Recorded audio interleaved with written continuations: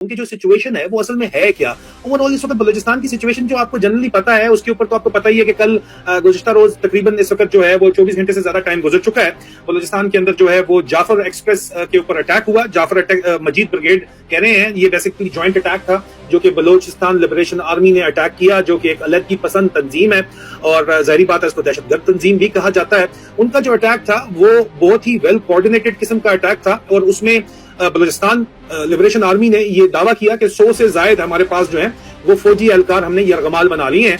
और लोगों ने हमसे पूछा तो हमने कहा जी कि ये जाफर एक्सप्रेस के ऊपर छुट्टी के ऊपर लोग जाते हैं और फौजी जाते हैं छुट्टी के ऊपर, लेकिन यहाँ पे जो अहम बात है वो ये है कि सिक्योरिटी लैप्स एक बड़ा मेजर किस्म का था कि क्वेटा से छुट्टी जाने वाले 150 के करीब जो है फौजी और उनकी फैमिलीज जा रही थी। और जब फौजी उनकी फैमिली जाती है तो वो मिलिट्री वाउचर्स के ऊपर उनको फ्री टिकट्स मिलता है और अफसरान को जो है 50% डिस्काउंट मिलता है। फौज के जो अफसरान हैं उनको तो इस वक्त बलूचिस्तान के अंदर जितने भी लोग बैठे हुए हैं वो जाते ही नहीं है सिरे से ट्रेन के ऊपर या रोड के ऊपर, वो बाय एयर ट्रेवल करते हैं अब। और ये मेजर एहसन साहब और उनकी एहलिया यहाँ पे थी साथ, जो कि एसी स्लीपर के अंदर डिस्काउंट वाउचर के ऊपर मौजूद थी, वो भी इसका निशाना बने। औरतें और बच्चे तो उन्होंने छोड़ दिए, उसके ऊपर जरूर आते हैं, लेकिन जो बात समझने की है, जिसका बैकग्राउंड है वो समझाना और उसके ऊपर बात करना बहुत जरूरी है और आपको बताना बहुत जरूरी है कि हमारी मजबूरी फिर क्यों बन गई कि हमें ये तमाम तर पब्लिक के अंदर मालूमात कल 18 घंटे पहले लानी पड़ी, जब बैनुल-अक़वामी मीडिया को बताया गया कि नहीं सिर्फ 34 सिक्योरिटी एहलकार हैं उस ट्रेन के ऊपर। तो इसका मतलब था कि 150 से ज्यादा जो आपने वाउचर्स के ऊपर जिन लोगों को वहां पे बिठाया हुआ है उनकी आप कुर्बानी देना चाहते हैं, आप उनके बारे में एक्नॉलेजमेंट ही नहीं दे रहे। बलूच लिबरेशन आर्मी तो बता रही थी 100 से ऊपर हैं, लेकिन आपके जो एहलकार हैं इस वक्त तक जो अंदाजे आ रहे हैं वो 200 से ऊपर के आ रहे हैं। लेकिन हमारे लिए एक बहुत बड़ा एक अहम डिसीजन ये था कि अवाम तक ये सच्ची खबर पहुंचाई जाए कि असल में लोग कितने और सबूत के साथ पहुंचाई जाए।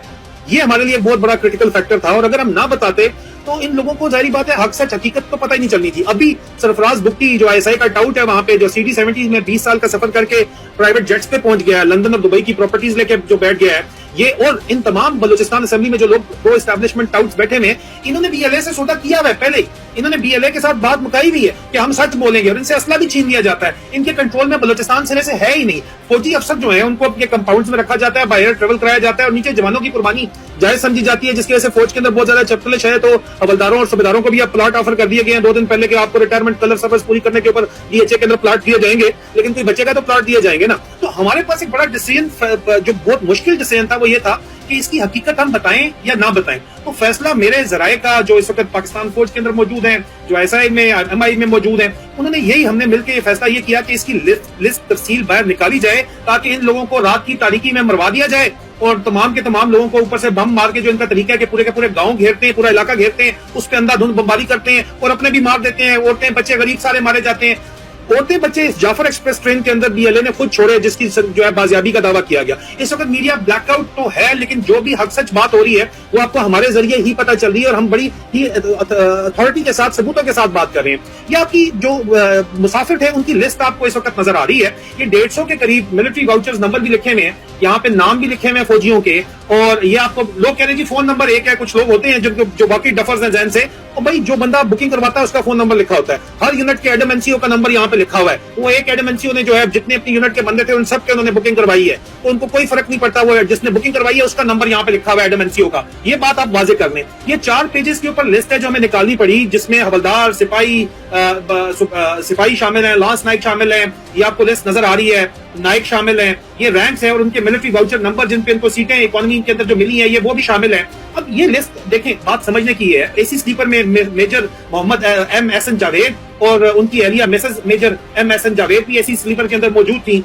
खवातीन और बच्चों को इन लोगों ने छोड़ दिया, लेकिन ये सबूत है कि यहाँ पे 150 से ज्यादा जो है वो फौजी एहलकार मौजूद थे। और इस लिस्ट को जो हमने 18 घंटे पहले रिलीज किया तो कुछ लोगों को बहुत ज्यादा इतराज था कि क्यों रिलीज की जा रही है लिस्ट। इसलिए रिलीज की जा रही थी कि ये गरीब के बाल जो है ये मारे ना जाए और इनको आसिम मुनीर को कोई परवाह नहीं है। मीडिया ब्लैकआउट करवा के ऊपर से बमबारी करवा के सबको मरवा के 200 ताबूत क्वेटा मंगवा चुका है वो, और अभी भी कोई गारंटी नहीं है। BLA वाले और तमाम वहां पे जो लोग हैं वो कह रहे थे कि यार बातचीत करें, हमारे बंदे हमें वापस करें, अपने बंदे ले जाएं।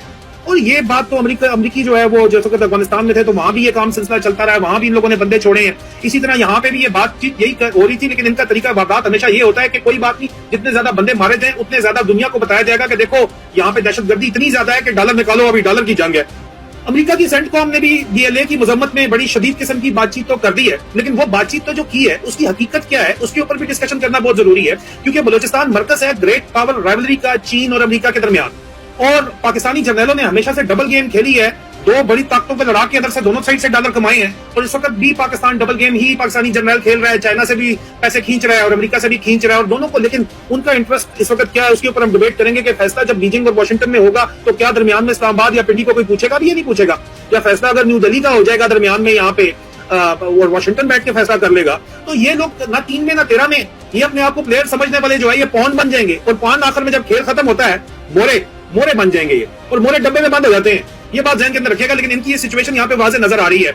अभी इस वक्त लेटेस्ट सिचुएशन में बताऊंगा, फिर जब अकबर के पास जाऊंगा। जो लेटेस्ट सिचुएशन है उसमें सीएमएच क्वेटा को 24 लाशें मौसूल हो चुकी हैं। इन्होंने ऑपरेशन पूरा एरिया कॉर्डन करके वहां पे ऊपर गनशिप हेलीकॉप्टर्स भेज के इन्होंने जो है ऑपरेशन वहां पे लॉन्च किया। डीएलए कहती है 100 से ज्यादा, हमारे पास 200 के करीब इतलात हैं कि वहां पे हॉस्टेज उनके पास मौजूद हैं।